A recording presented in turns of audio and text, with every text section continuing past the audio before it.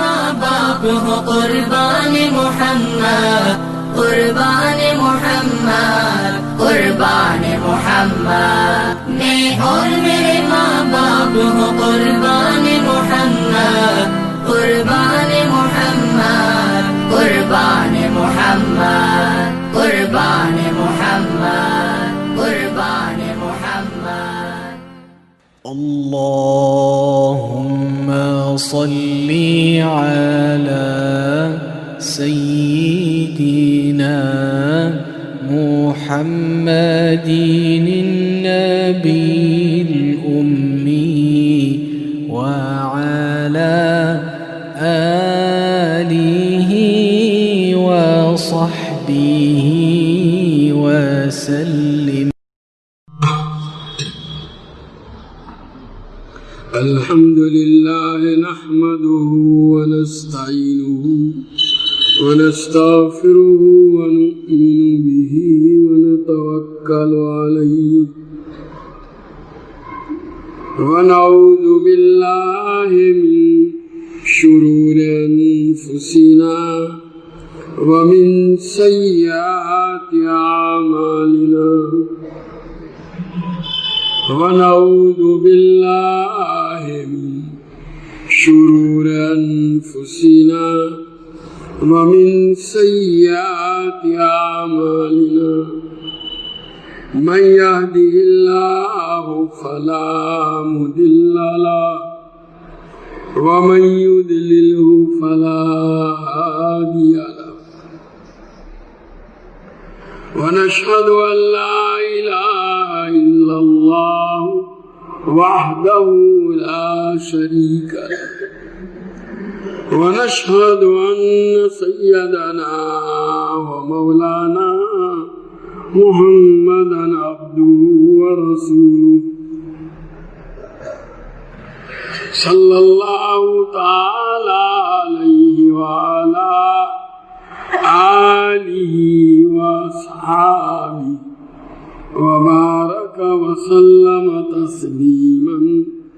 كثيرا كثيرا، أما بعد فحدثنا أحمد بن عبدة الزبي قال أخبرنا فضيل بن عياض عن منصور عن الزهري عن عروة عن عائشة رضي الله تعالى عنها وعنهم قالت: ما رأيت رسول الله صلى الله تعالى عليه وسلم منتصرا من مظلمة ظلمها قط ما لم ينتهك من محارم الله تعالى شيء، فإذا انتهك من محارم الله تعالى شيء كان من أشد في ذلك غضبا، وما خير بين أمرين إلا اختار أيسرهما ما لم يكن مأثما۔ نبی کریم صلی اللہ تعالیٰ علیہ وسلم کے اخلاق کا بیان چل رہا ہے۔ حضرت عائشہ رضی اللہ تعالیٰ عنہ کی روایت پیش کرتے ہیں، فرماتی ہیں کہ میں نے نبی کریم صلی اللہ علیہ وسلم کو نہیں دیکھا کہ آپ نے کبھی بدلہ لیا ہو کسی ایسی زیادتی کا جو آپ کے ساتھ کی ہے۔ کسی نے اگر آپ صلی اللہ تعالیٰ علیہ وسلم کے ساتھ کوئی ظلم اور زیادتی کی تو کبھی بھی نبی کریم صلی اللہ تعالیٰ علیہ وسلم نے اس کا بدلہ نہیں لیا۔ اپنی ذات کے لیے کبھی آپ بدلہ نہیں لیتے تھے۔ ما لم ينتهك من محارم اللہ تعالیٰ شیء، جب تک کہ اللہ تعالیٰ کی حرمتوں میں سے کسی حرمت کا حد کا نہ ہوتا، یعنی کوئی آدمی کوئی حرام فعل اگر کرتا تو پھر نبی کریم صلی اللہ تعالیٰ علیہ وسلم بفر جاتے تھے۔ چنانچہ فَإِذَا انْتُهِكَ مِن مَّحَارِمِ اللَّهِ شَيْءٌ، تو جب اللہ کی حرام کی ہوئی چیزوں میں سے کسی چیز کا اگر ارتکاب کیا جاتا اور اس کا حد اس حرمت کا حد کا ہوتا تو کان من شدہ فی ذلک غضبا، تو اس وقت نبی کریم صلی اللہ علیہ وسلم سے زیادہ غصے والا کوئی نہیں ہوتا تھا۔ اس وقت آپ اتنا غصے کا اظہار فرماتے جب تک کہ وہ اپنی اس حرام حرکت سے باز نہ آ جاتا۔ اسی لیے وہ اگلی مجلس میں جو آیا تھا کہ نبی کریم صلی اللہ تعالیٰ علیہ وسلم کسی آپ کی عادت شریفہ یہ تھی کہ ناگوارہ بات منہ در منہ نہیں کرتے تھے، وہاں بتلایا تھا وہ ایسے موقع پر جب صحیح حرام کا ارتکاب نہ ہو، کوئی خلاف اولا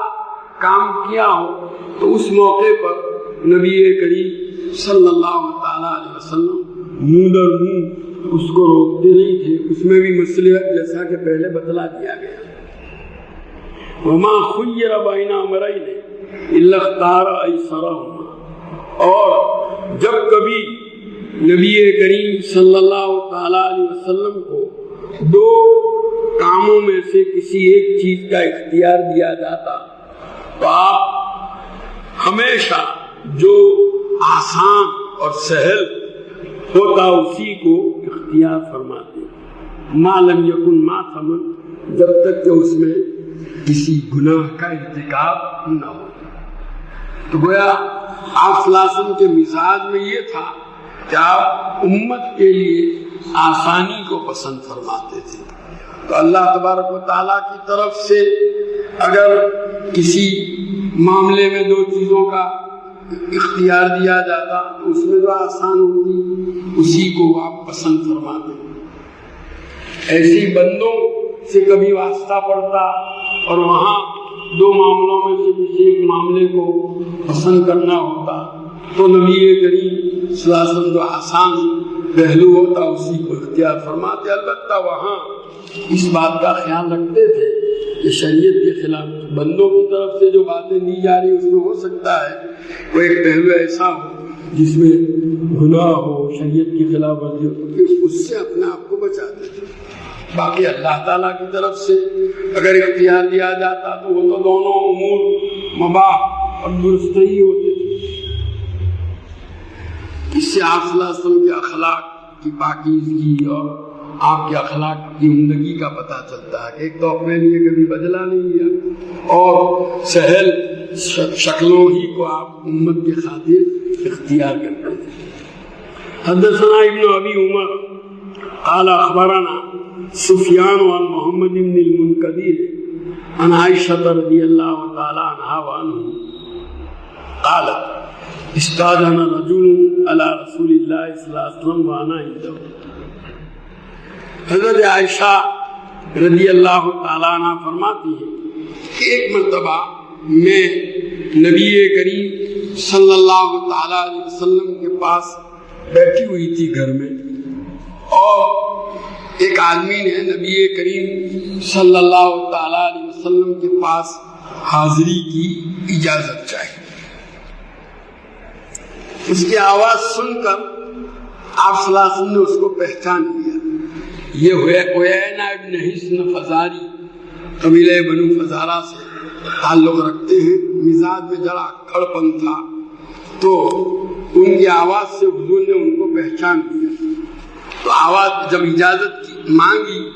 تو آواز سے پہچان کر حضور صلی اللہ علیہ وسلم نے فرمایا بیس ابن العشیرت او اخو العشیرت، یہ آدمی اپنے قبیلے کا بڑا برا آدمی ہے، اچھا نہیں، یہ فرمایا۔ یہ بات دراصل نبی کریم صلی اللہ تعالیٰ علیہ وسلم نے اصلاح اور دوسروں کو نقصان سے بچانے کے غرض سے فرمائی تھی۔ یعنی چونکہ جب وہ آئے گا آپ کی خدمت میں حاضری دے گا، ایک ہے کسی آدمی کا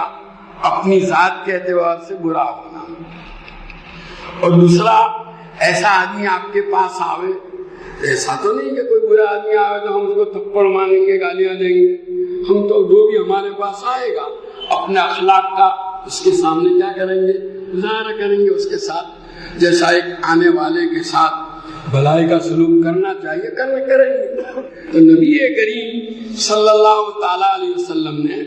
اس جب اجازت حاصل کرنے کے لیے اس نے باہر سے کہا کہ میں آ سکتا ہوں، تو آواز سے پہچان کر اس کے متعلق اس کی جو حقیقت حال تھی وہ تو بتلا دی۔ یہ کوئی اچھا آدمی نہیں، یہ اس لیے بھی بتلا دیا کہ جب وہ آئے گا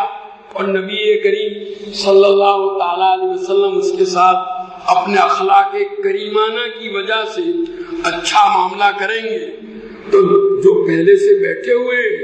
ان کو غلط فہمی نہ ہو۔ بعض مرتبہ آنے والے کے ساتھ جو سلوک کیا جاتا ہے اس سلوک کو دیکھ کر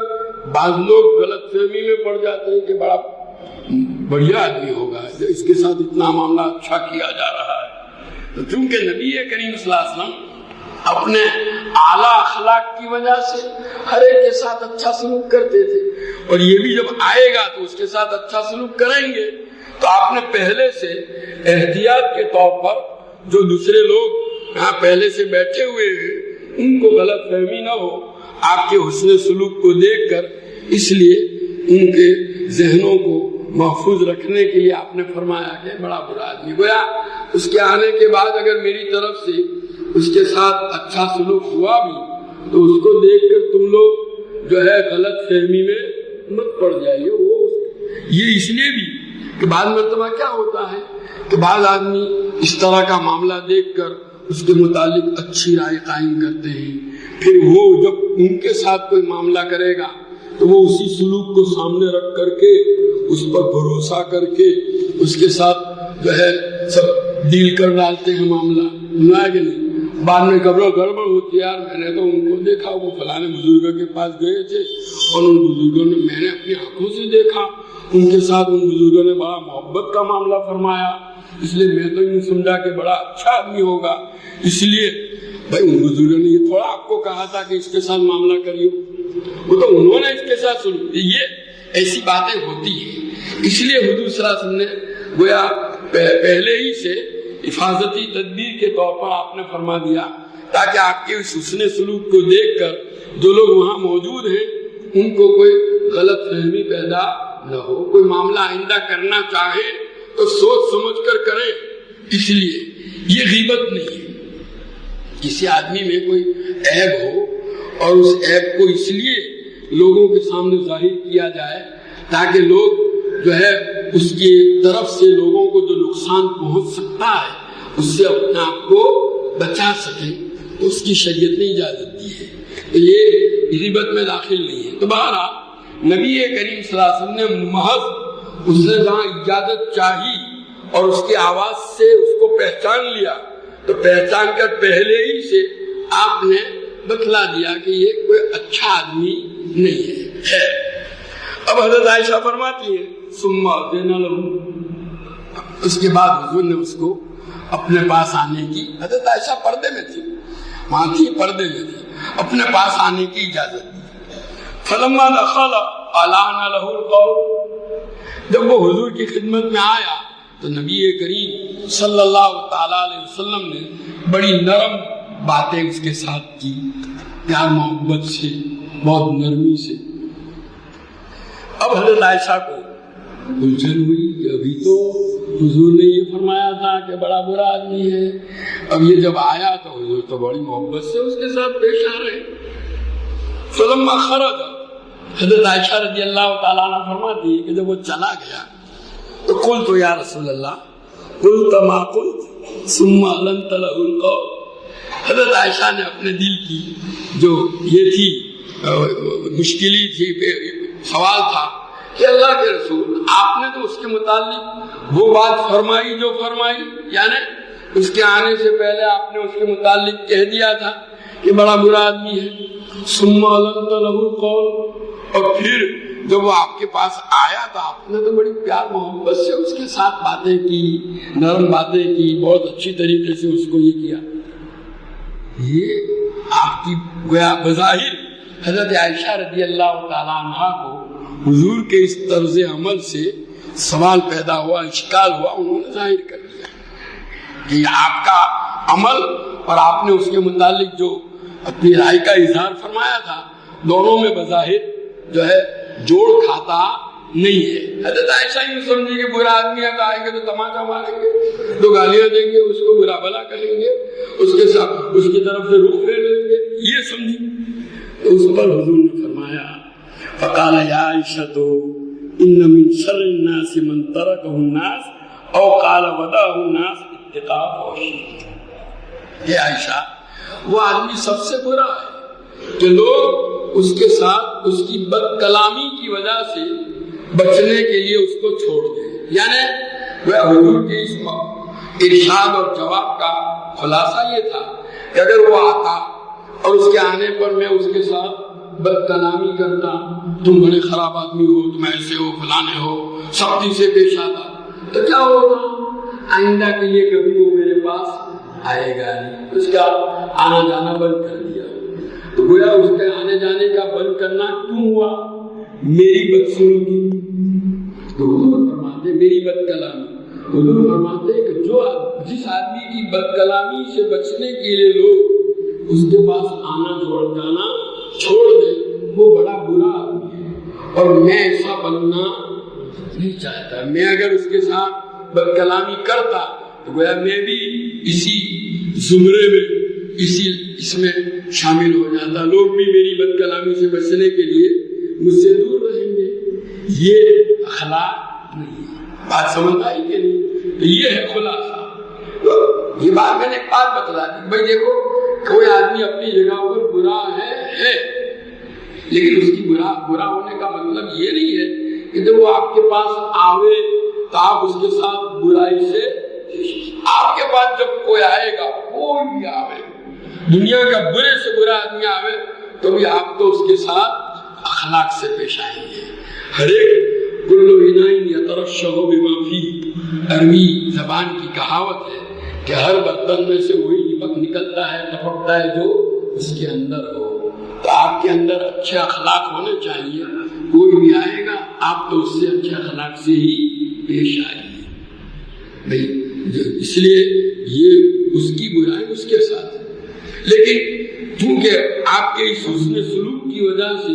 کسی کو غلط فہمی ہو اور اس غلط فہمی کی وجہ سے آئندہ کے لیے وہ آدمی اس کو اچھا سمجھ کر کوئی معاملہ کر ڈالے اور مصیبت میں پھنسے، اس سے بچانے کے لیے آپ نے پہلے ہی سے جو ہے احتیاطی طور پر فرما دیا تھا اس کے متعلق کہ آدمی اپنی جگہ میں جو ہے وہ یہ ہے۔ باقی یہ مت سمجھنا کہ اس کے آنے کے بعد میں اس کے ساتھ اچھا سلوک کروں گا تو اس کی وجہ سے تم اس کو اچھا سمجھنے لگو۔ بات سمجھنا آئی کہ یہ ہارون رشید جو ہے یہ بہت بڑے خلیفہ گزرے ہیں، بہت بڑی لمبی چوڑی حکومت تھی۔ رات کو ایک مرتبہ پانی کی ضرورت پیش آئی تو غلام کو پانی لاؤ، تو غلام اٹھا بڑبڑاتا ہوا، دن میں بھی چین نہیں، رات میں بھی چین نہیں، اور پانی لا کر کے پلایا۔ اتنا بڑا بادشاہ، دوسرے لوگ کوئی دوسرا آدمی کہتا تو اس کو ڈر لگتا، چل جائے تو یہ تو گھر کا غلام تھا۔ ابن ابی لیلہ قاضی ہے، وہ کہتے ہیں میں اس رات وہاں ٹھہرا ہوا تھا، میں نے یہ منظر دیکھا تو امیر المومنین سے یوں کہا کہ امیر المومنین یہ جو اس غلام نے یہ حرکت کی آپ نے اس کو کچھ ٹوکا نہیں؟ تو کہا کہ یہ اس کا عمل تھا، میرے اخلاق وہ ہیں جو میں نے کیے۔ حقیقت تو یہی ہے کہ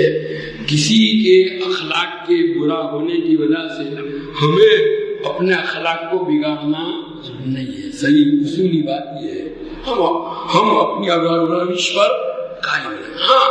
شریعت کا کوئی حکم ٹوٹتا ہو تو اس وقت پھر کسی کو معاف کیا مل جائے گا، اوپر آ گیا۔ اپنی ذات کا معاملہ ہوتا تھا تو نبی کریم صلی اللہ علیہ وسلم کبھی بدلا نہیں لیتے تھے، لیکن شریعت کا کوئی حکم ٹوٹ رہا ہو تو پھر چھوڑا نہیں جائے گا، اس کو فوراً ٹوکیں گے۔ آج ہمارا معاملہ الٹ گیا، شریعت کا کوئی حکم توڑا جا رہا ہے تو ہم چپ، وہ برا مان لے گا، کچھ کہنے جائیں گے تو، اور اپنا کوئی نقصان ہو رہا ہے تو بگڑ جائیں گے۔ حالانکہ ہونا ہی چاہیے تھا کیا کہ اپنا نقصان ہو رہا ہے تو اس کو برداشت کر دو، اسی کا نام ہے مدارات۔ دنیا کے لیے دنیا کو یا دین کے لیے دنیا کو قربان کرنا، یعنی اپنا دنیاوی نقصان برداشت کر لینا، یہ ہے مدارات، اور دنیا کے خاطر دین کا نقصان برداشت کر لینا، اس کا نام ہے مداہنت، اور یہ جائز نہیں، اور مدارات جائز ہی نہیں بلکہ پسندیدہ ہے، اس میں دین کا کوئی نقصان نہیں، ہمارا اپنا ذاتی نقصان برداشت کر لو۔ تو بہرحال شریعت کی تعلیم یہی ہے۔ آج ہمارے مزاج الٹ گئے، نبی کریم صلی اللہ علیہ وسلم نے یہی بتلایا کہ دین پر آنچ آ رہی ہے تو آپ کو خاموش نہیں رہنا ہے، آپ وہاں جو بات ہو صاف صاف کر دیجئے، آپ کا کوئی نقصان ہے تو برداشت کر لو، چپ رہو، کوئی حرج کی بات نہیں، بہت اچھا، یہ پسندیدہ ہے۔ ویسے بدلہ لینے کی بھی شریعت نے اجازت تو دی ہے، لیکن اگر نہ لو تو بہت اچھا، اپنی ذات کی خاطر، یہی حضور کا عمل، دونوں روایتوں کو آپ سامنے رکھیے۔ حدثنا سفیان الوکیع قال اخبرنا جمیع بن عمیر بن عبد الرحمن العجلی قال اخبرنا رجل من بنی تمیم من ولد ابی حالۃ زوج خدیجہ یکنى ابا عبد اللہ عن ابن لابی حالۃ عن الحسن بن علی رضی اللہ تعالی عنہما قال قال الحسین بن علی۔ یہ پہلے بھی یہ روایت کے 2-3 حصے گزر چکے ہیں۔ پہلا آیا تھا حضرت حسن رضی اللہ تعالیٰ عنہ فرماتے ہیں کہ میرے ماموں جو تھے ہند بن ابو حالہ،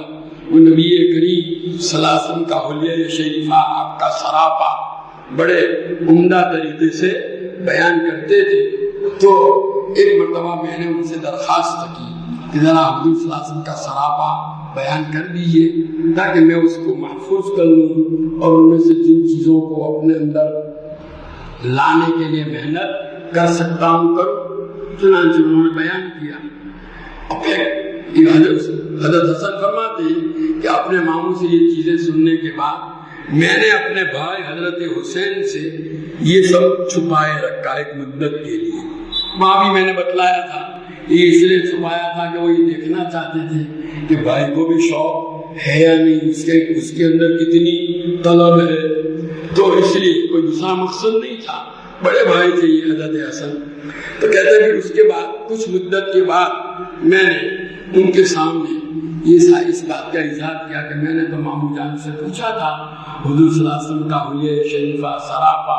انہوں نے بتایا حضرت حسن کا میں تو معلوم کر چکا ہوں، گویا مجھ سے پہلے وہ تو معلوم کر چکے، اور اتنا ہی نہیں، ہمارے ابا یعنی حضرت علی رضی اللہ تعالیٰ عنہ سے اور بھی بہت کچھ پوچھ چکے تھے۔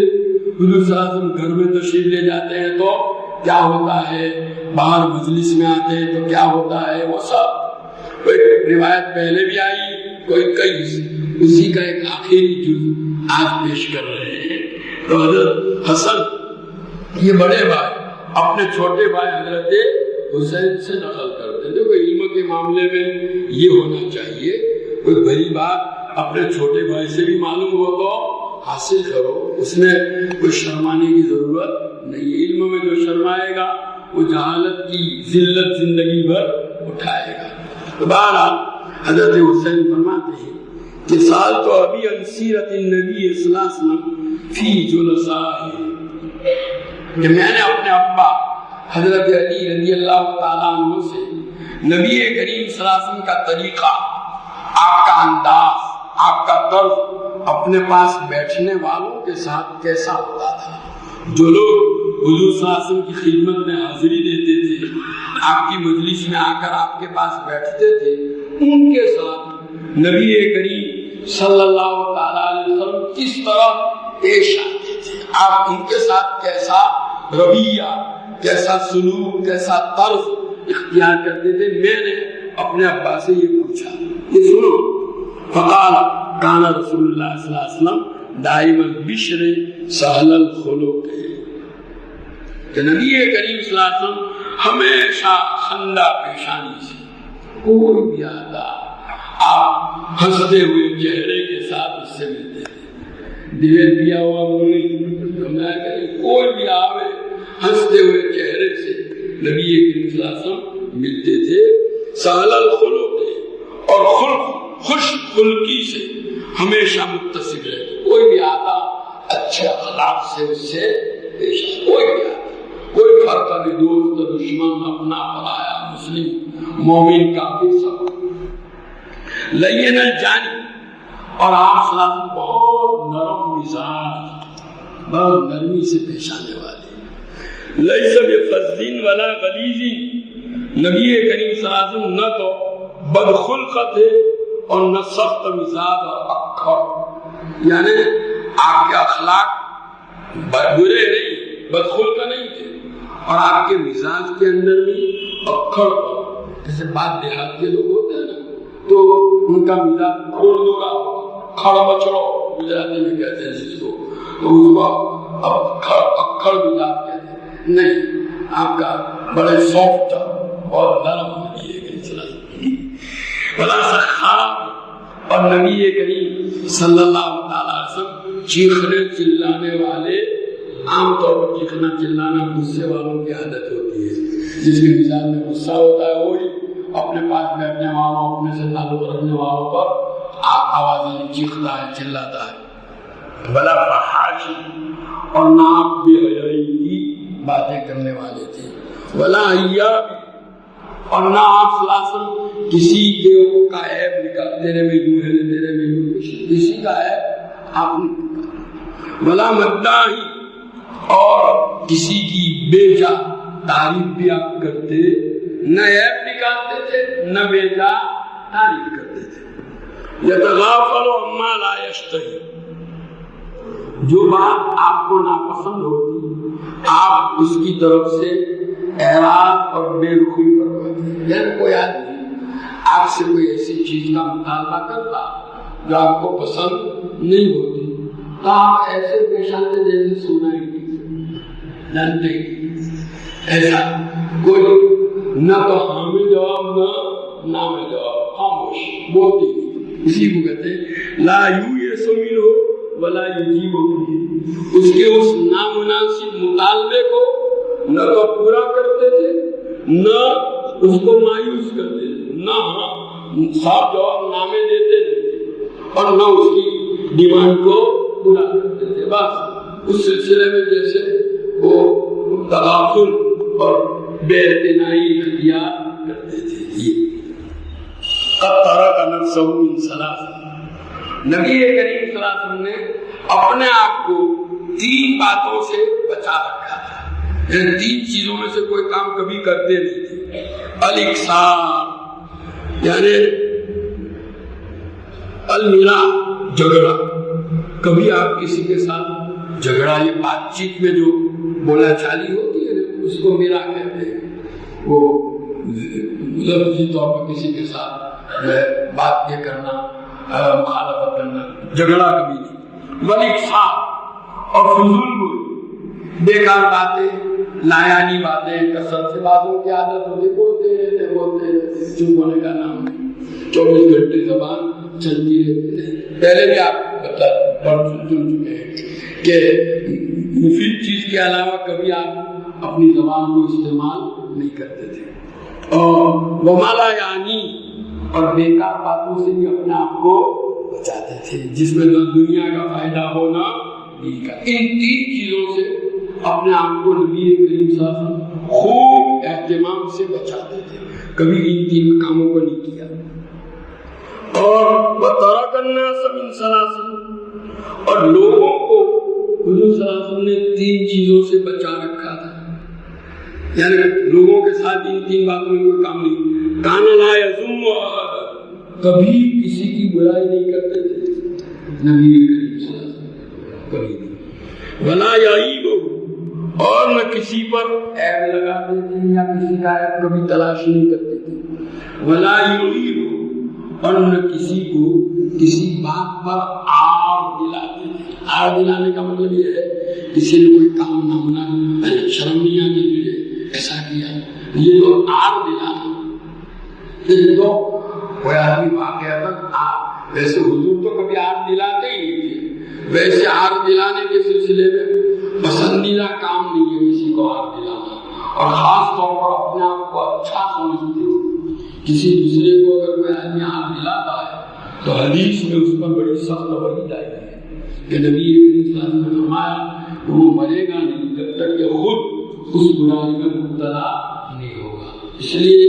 کسی کو آگ دلانے کے معاملے میں بہت زیادہ بچنے کی ضرورت ہے. تو حضور صلی اللہ علیہ وسلم لوگوں کو 3 چیزوں سے بچا رکھا ہے. کبھی کسی کی برائی نہیں کرتے تھے, کبھی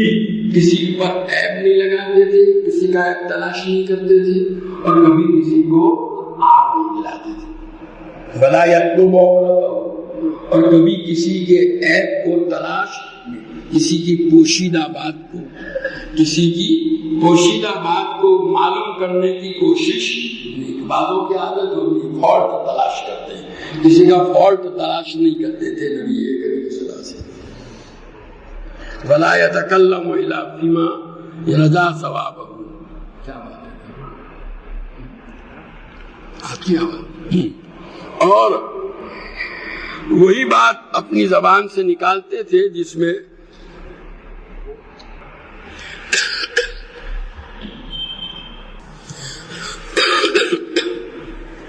ولا يتكلم الا فيما رجا ثوابه, اور ایسی ہی بات اپنی زبان مبارک سے نکالتے تھے جس میں ثواب کی امید ہو, بھلائی کی بات. وَإِذَا تَكَلَّمَ أَطْرَقَ جُلَسَاؤُهُ كَأَنَّمَا عَلَى رُؤُوسِهِمُ الطَّيْرُ. اور آپ کے پاس بیٹھنے والوں کا حال یہ تھا کہ جب نبی کریم صلی اللہ علیہ وسلم کوئی بات فرماتے تو سب اپنے سر جھکا لیتے خاموشی سے, اور ایسا معلوم ہوتا تھا جیسے ان کے سروں پر پرندہ بیٹھا ہو. کسی کے سر پر پرندہ بیٹھا ہو تو وہ کیا ہوتا ہے, ایک دم بالکل جام ہو جاتا ہے کہ میں ہلوں گا تو اڑ جائے گا. تو وہ اس طرح وہ سب لوگ جب آپ گفتگو کرتے تھے تو صحابہ سر جھکا لیتے تھے, اور ایسا معلوم ہوتا تھا جیسے ان کے سروں پر پرندہ بیٹھا ہو خاموش. فَإِذَا سَكَتَ تَكَلَّمُوا, اور جب پھر آپ صلی اللہ تعالیٰ علیہ وسلم خاموش ہوتے تھے تب وہ لوگ بات کرتے تھے. آپ کی بات کا اور پورا ہونے سے پہلے وہ بولنا شروع نہیں کرتے. لا يتنازعون عنده الحدیث, اور یہ آپ کے پاس بیٹھنے والے یعنی صحابہ آپ کے سامنے کسی بات میں جھگڑتے, کسی بھی بات میں نہیں, آپس میں بات جھگڑتے ہیں, بحثہ بحثی کرتے ہیں بڑوں کے موجودگی میں بھی. صحابہ کبھی بھی حضور صلی اللہ علیہ وسلم کی موجودگی میں کسی بات میں کبھی جھگڑتے نہیں تھے. ومن تکلم عنده انصت له حتى يفرغ, اور جب کوئی آدمی آپ کے سامنے بات کرتا تو دوسرے لوگ چپ رہتے یہاں تک کہ وہ اپنی بات پوری کر لیتا. یہ نہیں کبھی اس کی بات چل رہی ہے اور دوسرے نے اندر ٹانگ اڑا کے اپنی بات کرنا شروع کر دیا, ایسا نہیں. صحابہ کا مزاج یہ تھا, کوئی بھی حضور سے بات کرتا تو انتظار کرتے اس کی بات پوری ہو تو پھر دوسرا بات کرتا, اس کی بات کے پورا ہونے سے پہلے دوسرا اپنی بات شروع نہیں کرتا تھا. حدیثہم عنده حدیث اولہم, اور ان آپ کے پاس بیٹھنے والوں میں سے ہر آدمی کی بات توجہ سے سنے جانے میں ایسی ہوتی جیسے پہلے آدمی کی بات. یعنی جو لوگ آپ سے اپنی بات پیش کرتے تھے تمام کی باتوں کو حضور صلی اللہ علیہ وسلم باری باری پوری توجہ سے سنتے تھے. دیکھو کسی آدمی کو سامنے بات پیش کرنے والے 2-4 ہوں تو وہاں تو یہ آسان ہے, لیکن ایک بڑا مجمع جب اپنی بات پیش کرتا ہے نا تو شروع میں تو وہ جو ہے کیا رہتا ہے, متوجہ رہتا ہے, موڈ ٹھیک رہتا ہے, اور جو دیر ہوتی جاتی ہے موڈ خراب ہوتا ہے سننے والے کا, یہاں تک کہ اخیر میں طبیعت میں کچھ چڑچڑاپن بھی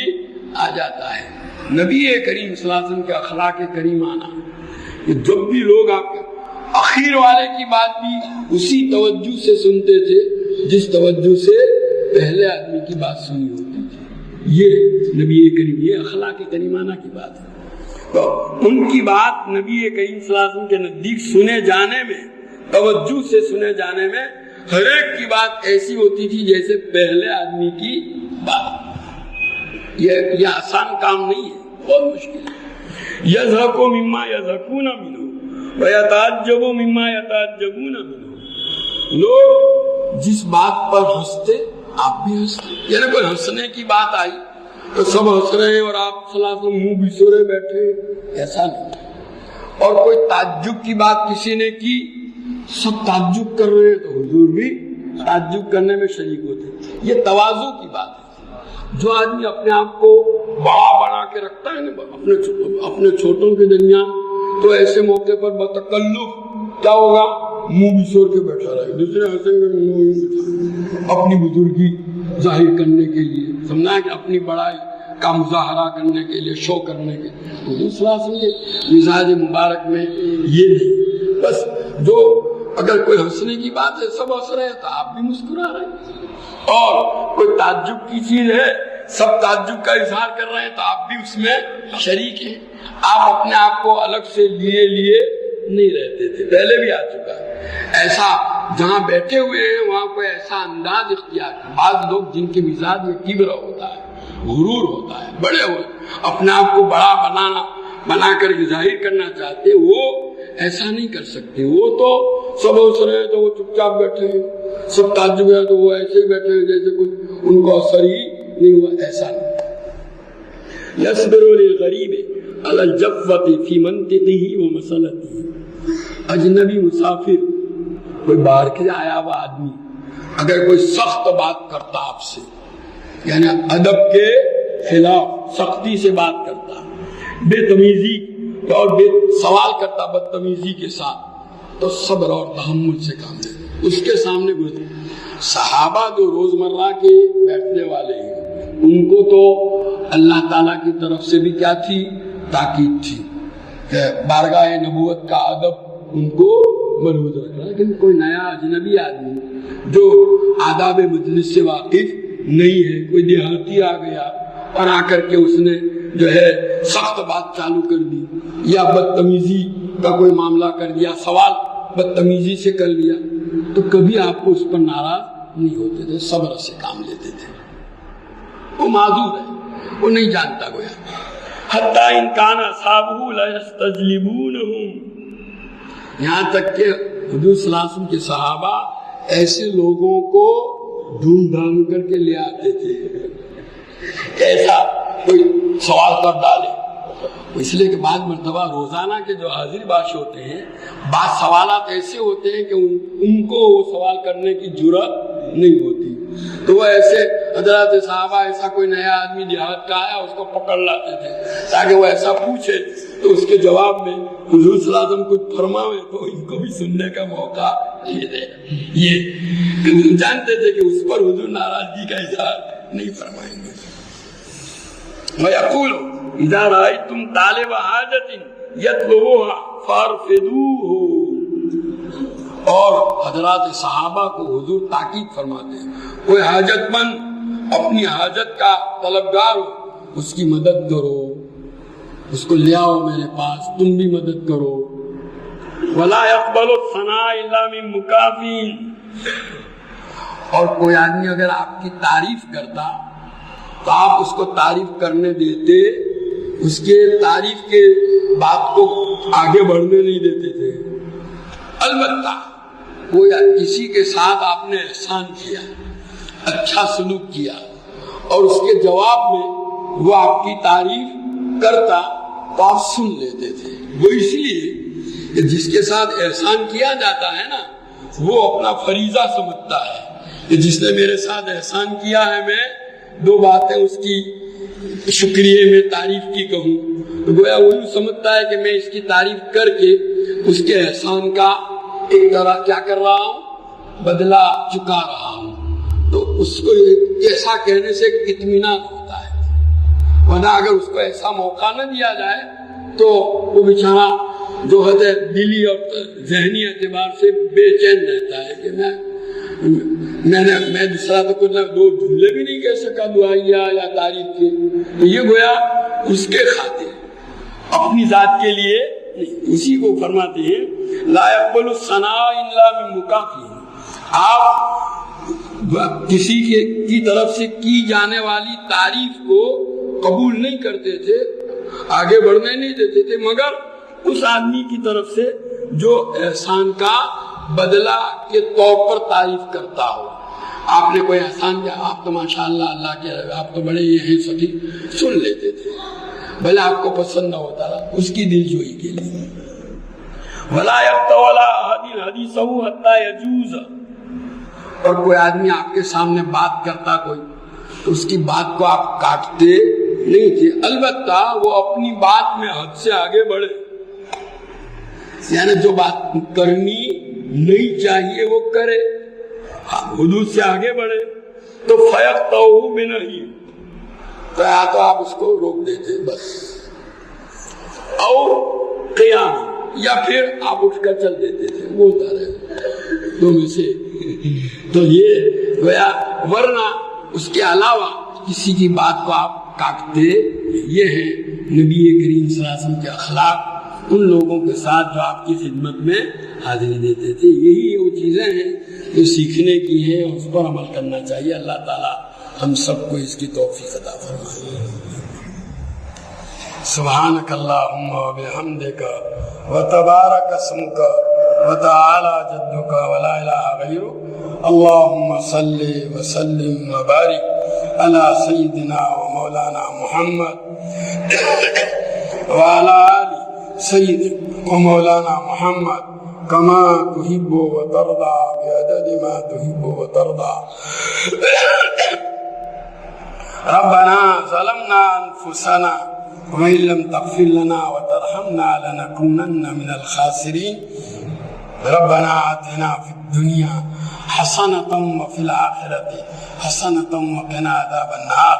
اے اللہ تو ہمارے گناہوں کو معاف فرما، ہماری خطاؤں سے درگزر فرما، تیری مرضیات پر ہم کو زیادہ سے زیادہ چلا کر تیری نامرضیات سے ہماری پوری حفاظت فرما. نبی کریم صلی اللہ تعالیٰ علیہ وسلم کے طریقوں اور سنتوں کو اپنی زندگی کے ہر شعبے میں جاری کرنے اور اپنانے کی ہمیں توفیق اور سعادت عطا فرما. اللہ یہ جو باتیں پڑھ رہے ہیں، سن رہے ہیں، ان کی محبت، ان کے ساتھ عشق اور لگاؤ اور ان کو اپنی زندگی میں اتارنے کا جذبہ ہمیں عطا فرما.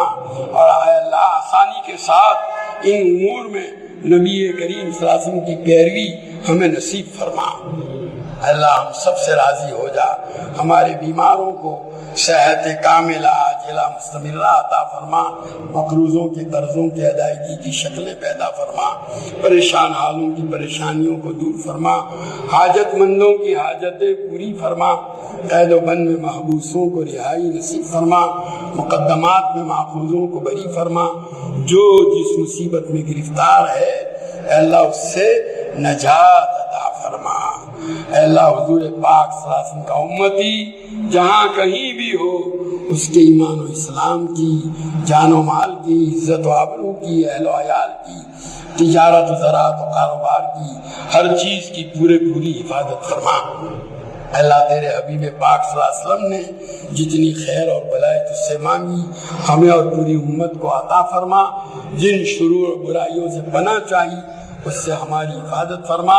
اے اللہ اس مجلس میں شریک تیرے تمام بندوں اور بندیوں کی جائز اور نیک مرادیں پوری فرما. ربنا تقبل منا انک انت السمیع العلیم وتب علینا انک انت التواب الرحیم. صلی اللہ تعالی علی خیر خلقہ سیدنا و مولانا محمد و آلہ و صحابہ اجمعین برحمتک.